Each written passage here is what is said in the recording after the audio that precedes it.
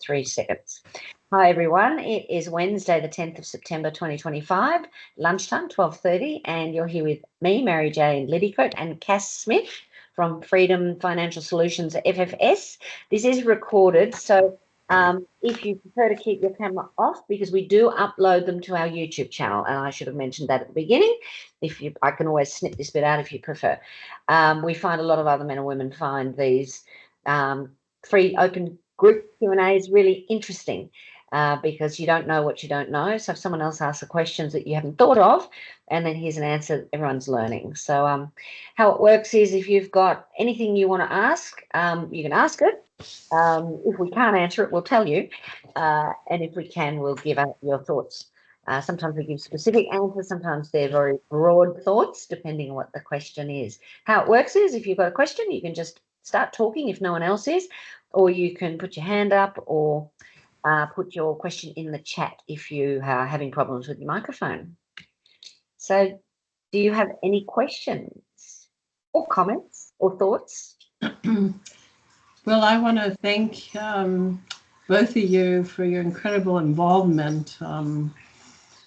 Yes, it's incredible what you're doing. So thank you for that, because it's been a hard week, this one, so a little bit of encouragement is great. Yeah, it's huge. The name of that woman from New Zealand who's a teacher working with two lawyers is Alia Bland. Mm-hmm. Her talk was Taking Back Our Power from Resistance to Resilience. I mean, they're really onto it in New Zealand, what they've been able to accomplish. And our group here, What's Going On, which is a talk every few months about what's going on. He's going to be delivering that talk because it was like, how can we apply it for Australia?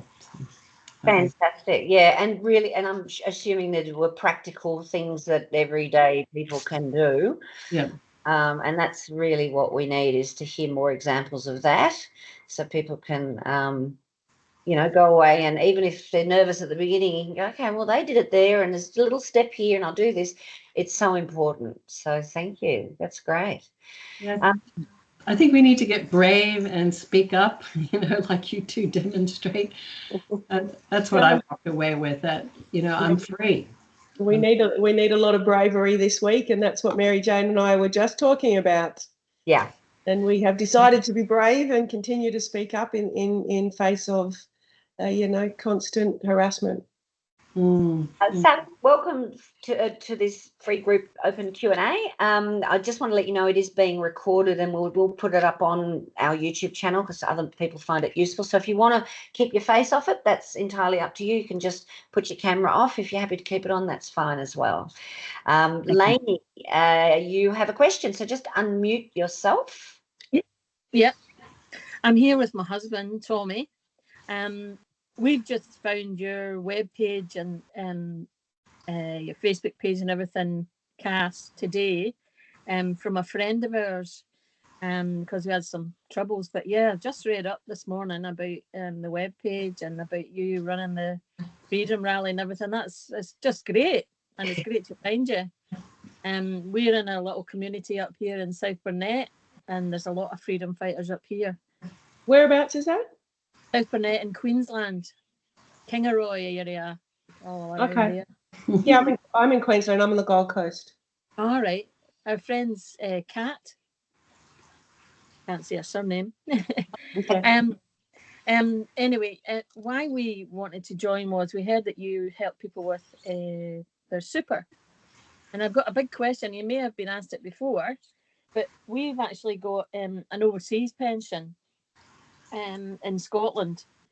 And we took it out in 1988, forgot all about it, came over here in 2000, still hadn't even changed the names, the married name and address and everything, and just found it recently, a year ago. So anyway, we've been trying since then to get them to transfer our pension to a ready set up one over here. And we've just really been going at it lately because we've heard all this money stuff and needed a bit of silver and gold. And yeah, thought, let's go for it. So we were asking them about the transfer, and they said, oh yeah, you can transfer it, that's fine if you've got a self-managed fund set up. Mm-hmm. So we had all that. We got it set up, the e-super one, online, Yeah. the ANZ. And then we phoned last night and said to them, can they transfer it, that we've got this account, I've got all the details, it's all set up, and it's above board.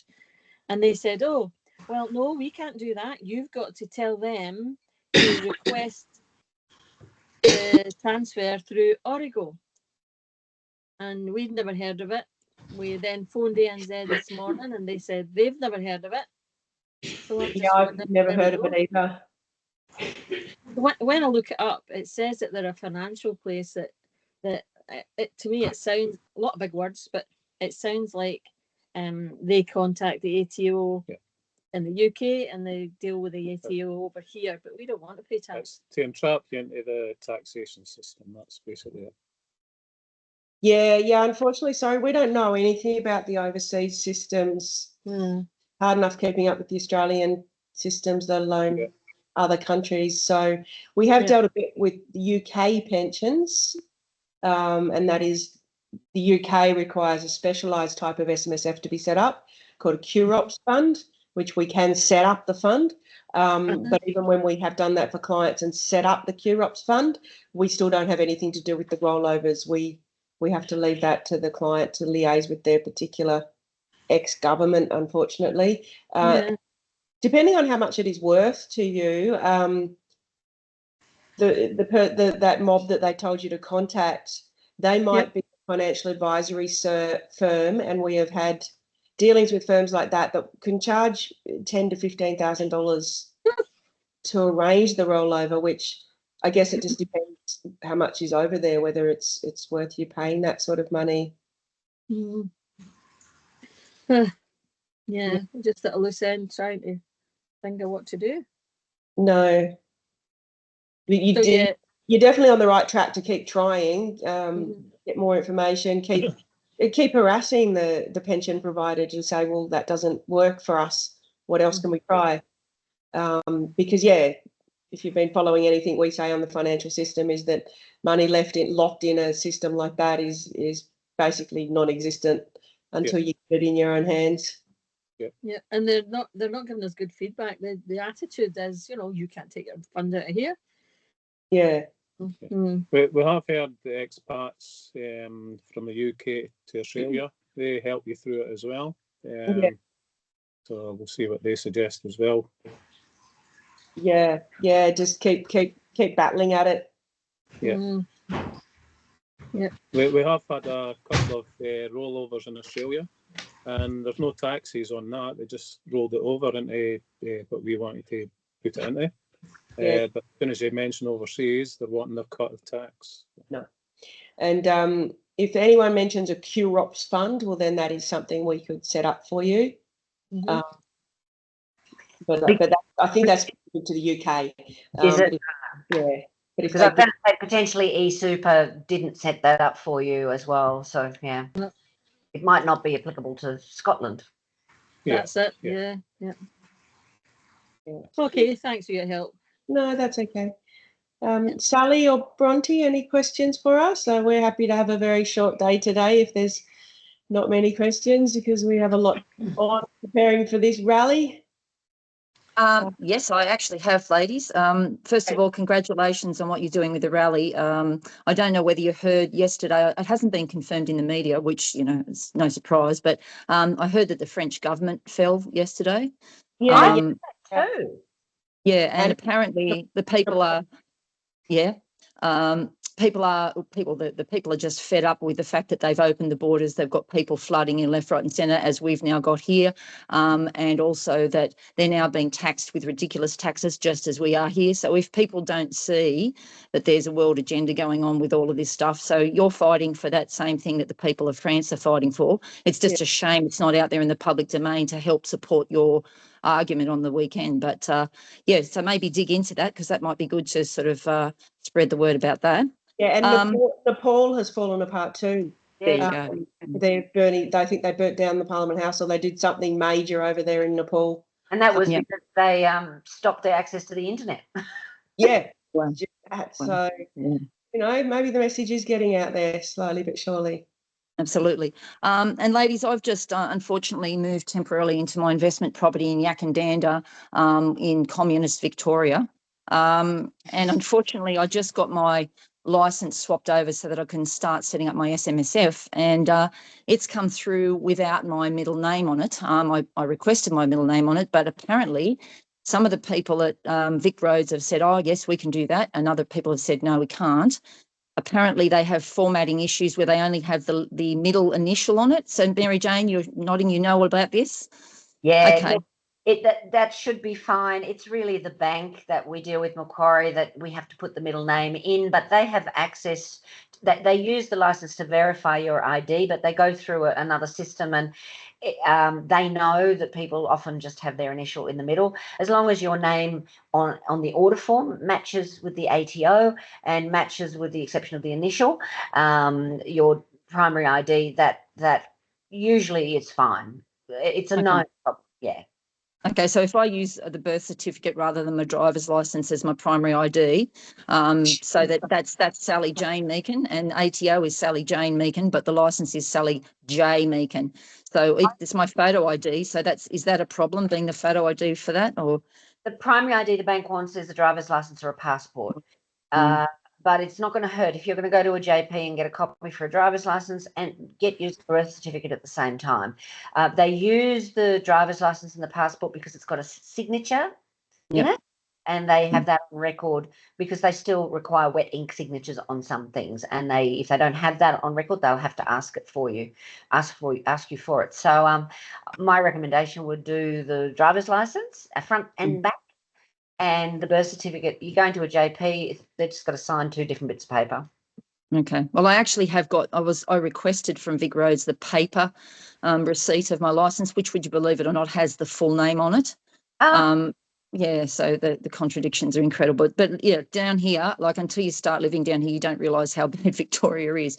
How stuck there? Yeah. So now the other thing is that I'm in this battle with my super fund to get the money out. And if I go ahead and set up the SMSF now and this battle goes on for a while, is it going to be a problem if the SMSF sits there basically empty for months on end until I can resolve this and get the money out? Or No, not at all. You can have it set up, and a lot of people do that in preparation for inheritances or other things that take a while through probate, just like you're experiencing. Not at all. Just so you're aware, like if you set it up in this financial year, no money in it, and you still don't have money in it until 30th of June next financial year, it still does need to put a tax return in. We will do that for you, but we only charge the minimum, which is 300 plus GST, 330. If you get any money into it, so even if you say, oh, I'm going to do a test to see if the money works in my Macquarie bank account, SMSF, and you put $1 in, you will need a full tax return and an audit.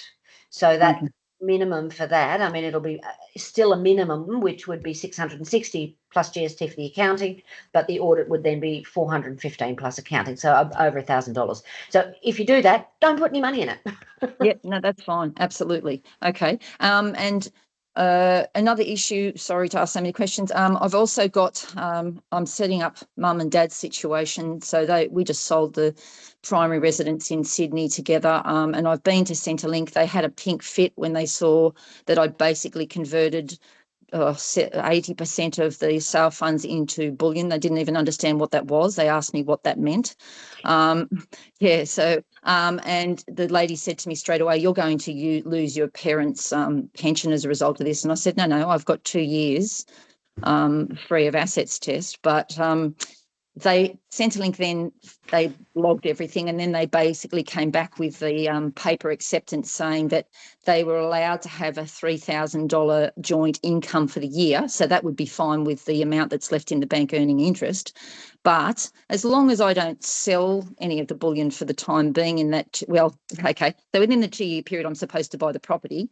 But if I'm not selling any bullion in the meantime, that's not considered an income. But how does that work overall, Kaz? Is that a bit sort of complicated? Oh, what exactly is the question? Yeah, it's not an income if you don't sell because there's no gain.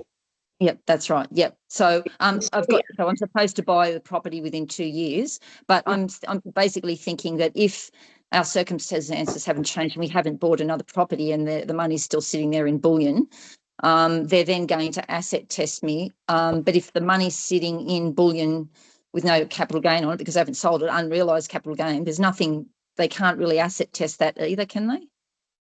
I think from an assets test perspective, they will be revaluing it whenever they want to. Okay, right.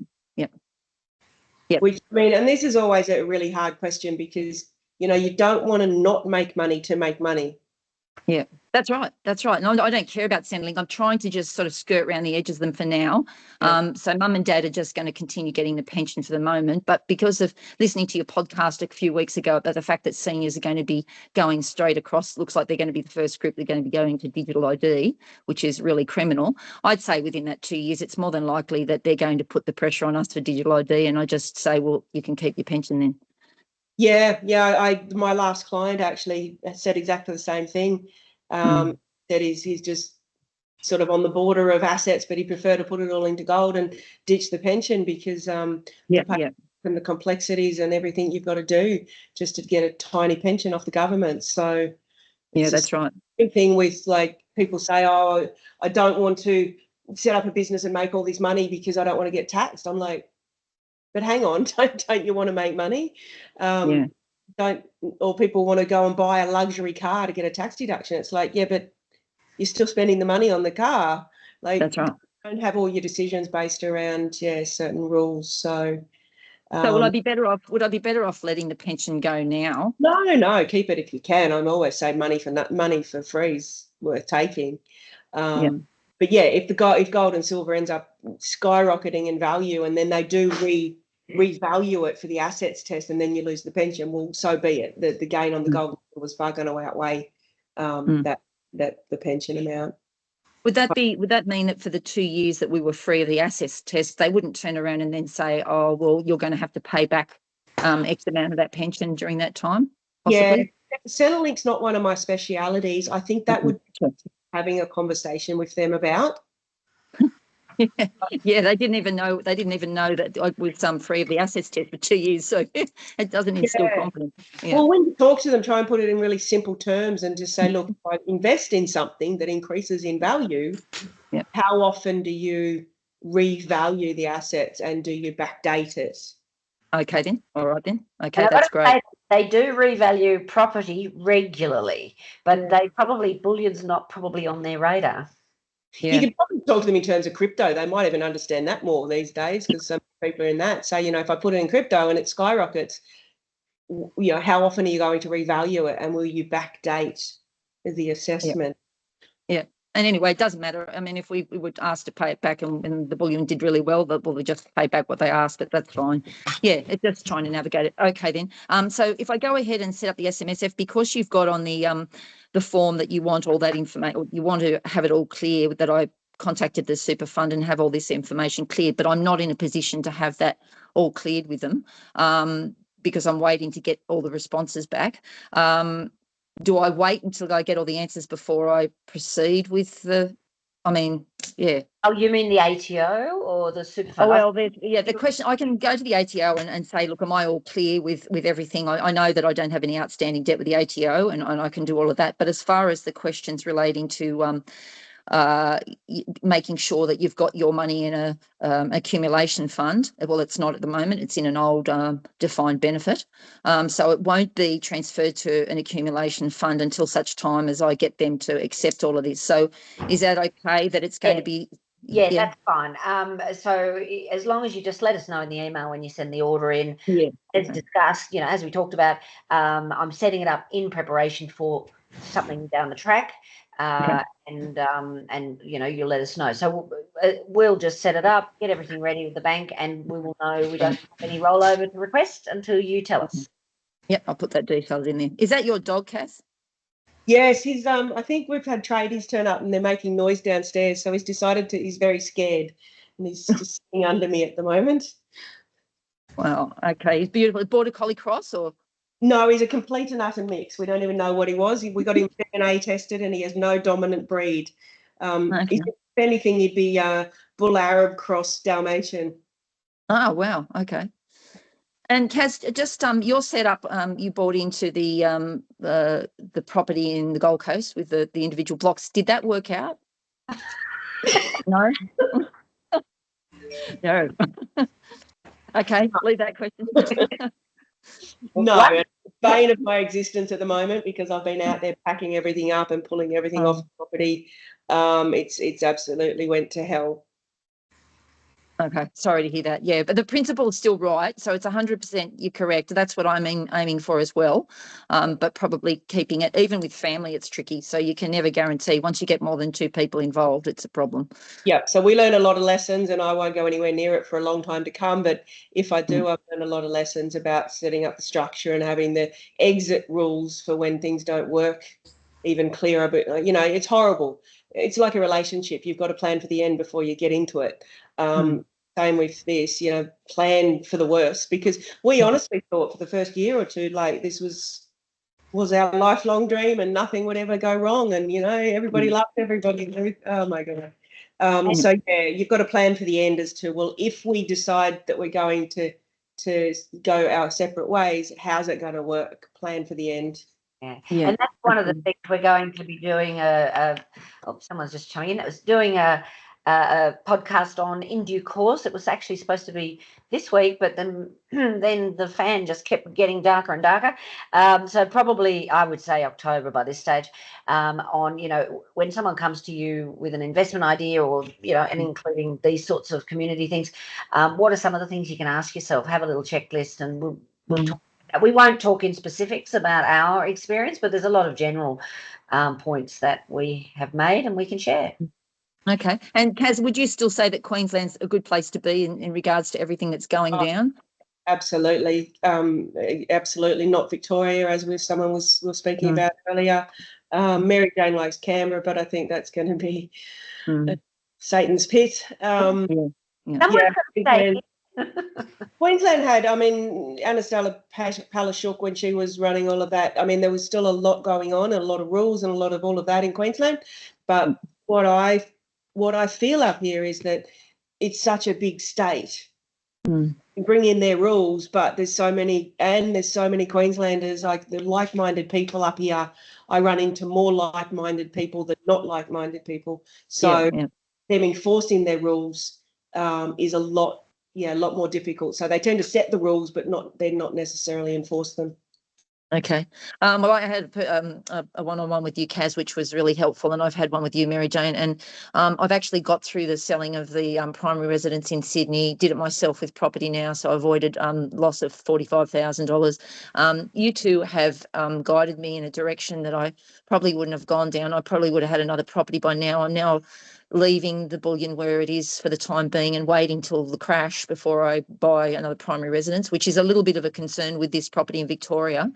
But if it hadn't been for you two with your guidance and getting through such a complicated position with mum and dad, I don't know where it'd be now. And when I poured the money into bullion and family saying, what the hell are you doing? You're mad. And then to see it, we've had that little bit of a jump. It was about 5.2 when I got in, and it's now 5.5. And yeah, I can't thank you both enough for the guidance, because there's nothing else out there. You guys are amazing, and you're just an inspiration. Thank you, and we need all the good words we can take at the moment, because we're both feeling a little bit under the pressure. Yeah, absolutely. Yeah. So good luck on Saturday. I'm sorry because I've got mum and dad down here. I can't be there, but I'll be with you in spirit. And we've got as many people praying for you from down here as we can get. Thank you. Thank you. Andrew's just joined us, and Bronte's typing, but Andrew, just hello, welcome. This is being recorded, so if you're happy to keep your camera off, that's no problem at all. If you've got a question, just jump in and ask it. And Bronte said, thank you for so much ease and grace. You are welcome. I love those words.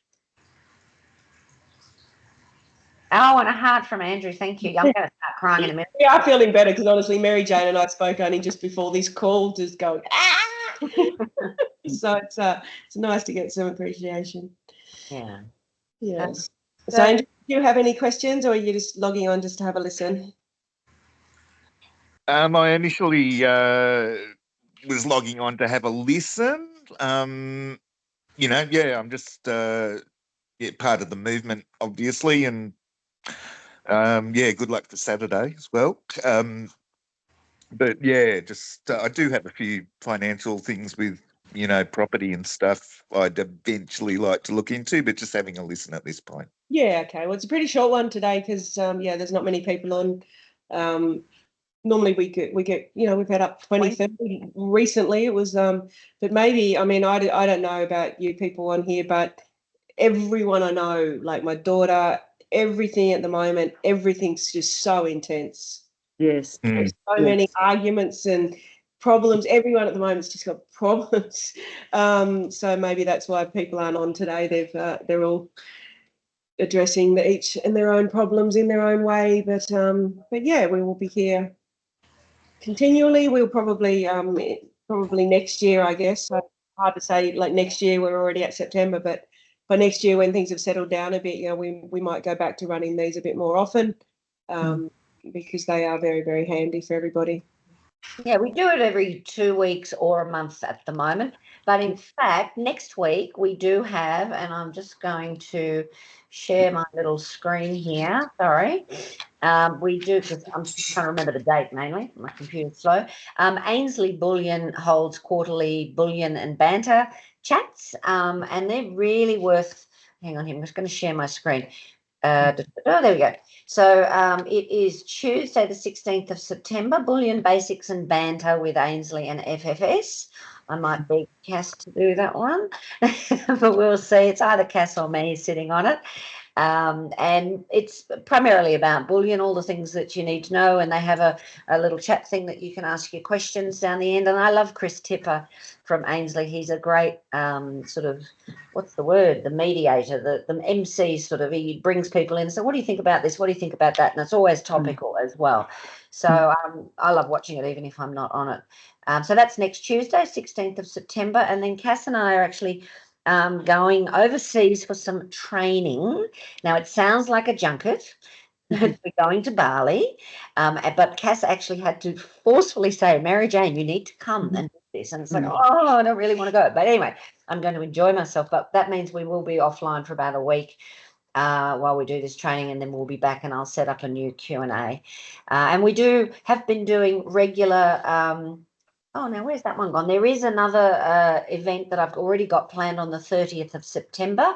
That will be with Grant Abbott and Cass Smith having a bit of a deep dive into tax changes and things like that. I mean, yeah, nothing's been locked down in concrete, but it's going to be quite an interesting one. So I'll put that on our website today as well, 30th of September. I mean, time just rockets by, doesn't it? Yeah, on that note, it was only announced today that the government's proposed plan on the $3 million over threshold taxing unrealised gains in super has been shelved again. Yay. Yay. Yay. I posted that on Facebook this morning just to say, we are having an impact. That's People great. who say us, the fusions and the rallies and everything isn't working. Well, it is, because they've shelved that. They've realised the backlash was just way too strong. Like, they haven't discontinued it entirely. They've just said they've paused it. But yeah, that was one area I kept saying to people. People would log on to these question and answers and say, well, what are we going to do about this? What are we going to do about this? And I'd say nothing. It's just a proposal. You don't go and put too much stress and planning into something that's just a proposal. And we can't tell you what to do until it gets through, and then we'll worry about putting time into it, and then we can actually read the legislation. Until we actually see what gets passed through Parliament, we don't know what to plan for. But when it gets through Parliament, then we deep dive into, well, what do we do and how do we get around it and blah blah blah. But yeah, so a lot of things, people just panic a little bit too much before it gets through. But the good thing is, keep protesting and signing every petition and stopping everything the government try and do with these extra taxes, because we can't. Australia just we can't afford any more taxes. Well, and we don't actually just say, well, there's nothing. It's to do. There's nothing we can do as accountants. It's what you can do as individual men and women. And what we always say is you contact your local, and state and local and federal MPs and representatives, whoever, you just file off the emails, file off the letters, go and talk to them, set it up and make your voice known at that very grassroots level. That makes a difference. But my very skeptical interpretation of what's happening is that I think the people making it have suddenly realised, hang on, that's going to impact me. Yeah. Well, No, if you can, they had already excluded themselves. The government pensions weren't in it. Oh, Oh. gosh. Well, if you can verify what happened in France, if there's more information out there, that would be really something to encourage people, because the people have obviously had enough power to bring it down in France, and it's possible. People just have to be prepared to stand up, and Australians like to live in a little box and protect themselves. So we've got to start to speak out and realise that there's a lot more at stake this time around. Yeah, absolutely. Yeah, we'll keep looking out for it. Now, Dell's just joined us. Hi, Dell. You can keep your camera off if you prefer, because this is being recorded and will be uploaded to our YouTube channel. We've had questions from everyone who's been here today. We've had a little bit of a general chat. We generally keep these just, short, as in an hour, but we cut it off if there aren't any more questions. So if you've got a question, the floor is yours. Just unmute yourself, or you can type it in the chat. If you've just come along for a listen, that's no problem at all. Or anybody else got anything? Well, if anybody's in Sydney, please come along to our, sorry, I'm still sharing my screen. There you go, look at that. Come along to Hyde Park at midday. We'll come a little bit earlier because the march will kick off at midday. So come 11:30. Bring some water, something to eat if you're hungry. There's shops nearby as well. But and there'll be a march through the central Sydney. We couldn't get the bridge, unfortunately. I don't know if you saw that. In the news. Unfortunately, we did our level best. So we'll be walking through the city and coming back. Now, Lainey has, yes, we've been talking about the French government. Oh, what's that? There's something here that the French government, I don't know. Let's just open it up and have a look. The French government has collapsed. Yes, that's just exactly what we were talking about. So it's, and also Nepal. They were burning down Parliament House in Nepal because they'd cut the people off the internet. And people said, I don't think so. And they went and burnt it down. So crazy time. All right. So if that's all, we might wrap it up today, and that will give me a bit of time to go and finish putting the finishing touches on the rally for Saturday. I hope you're there. Come along with a smile. That's the main thing. You can bring a smile. Wear whatever you like. People say, what do I wear? It's like, well, green and gold. Our banners are green and gold. Australia unites. Bring a positive message if you want to bring something positive. If you want to bring a placard along, make it, positive change for the future that we can all do. Because there's enough anger. There's enough anger and frustration in the world, and that's a very destructive force. So we're always about looking for positive solutions and practical ways to get there. So, all right. Oh, Andrew's got a question. Sorry. Yeah, I just wanted to check where the meeting point was, because I'm just seeing alternative speakers coming, perhaps from the Russian consulate, maybe.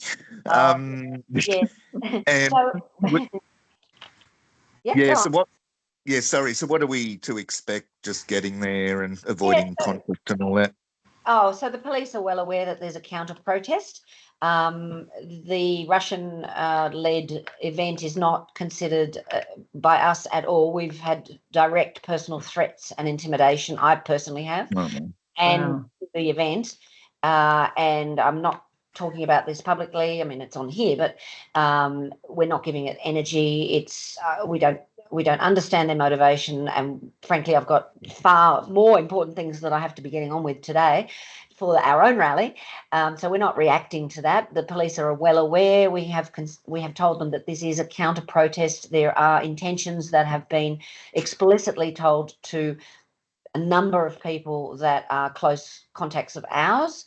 that they have plans, specific plans that we've passed on to the detectives that they will be seeking to disrupt. So the police are well aware of that. We'll have 100 police in Hyde Park looking after our event. I will have personal security. Michael Sims will have personal security. That's the extent that we're at. These are, anyway, so what will actually happen on the day, I don't know is the answer, but as long as everyone's there with a positive attitude and a positive vibe, we, you know, as much as we don't want to trust the police, on this instance, I'm going to. And Mary Jane, somebody sent me your Facebook post from the weekend. You have absolutely nothing to apologise to anybody for. Nobody has the right to put pressure on you to have, you know, forging ahead with something. You did absolutely the right thing. And how you put up with the pressure of, you know, basically being challenged by the Supreme Court over a weekend, I just don't know. So to be both standing here today with smiles on your faces, I just hope you're both okay, because behind the scenes, you must be under extraordinary pressure, and just know that we're all 150% behind you. Thank you. Well, thank you. And I'm just saying, I look like a diamond. That's how much pressure there was. I was a little lump of black coal before that, but now I'm a diamond. But too many kind words, and I will actually burst into tears. So. Yeah, me too. I'm on the verge of it myself. So we've got to head off and back to it. Hang in there, ladies. Thank you so much. All right, then have a great day. Oh, Andrew, you finished your question, did you? Yes. Oh, Hyde Park, come to the Archibald just thank Fountain. you. Great. Yeah. Yeah. Bye. Good All luck, the best. ladies. Thanks. Bye.